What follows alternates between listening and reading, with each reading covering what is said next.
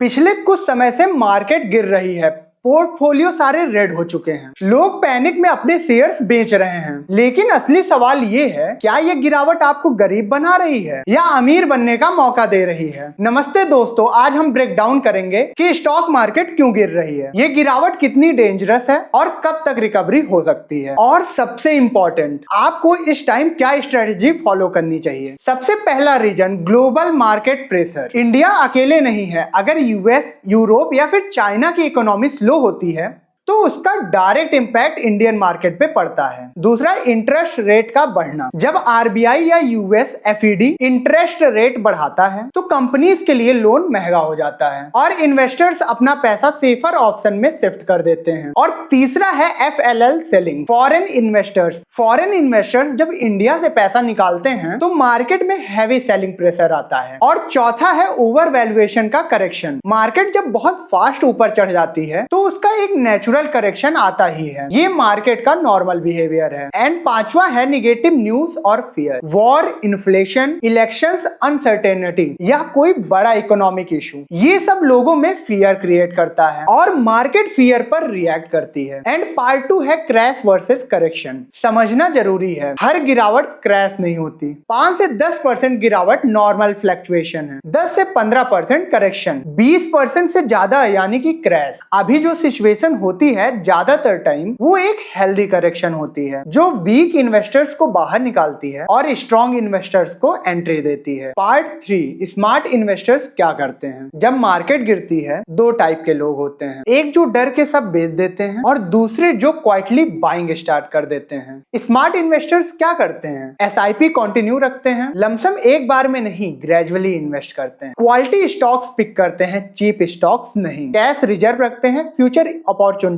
के लिए। Warren Buffett का एक फेमस रूल है, be fearful when others are greedy and greedy when others are fearful. और ये लाइन आज के टाइम पे परफेक्टली अप्लाई हो।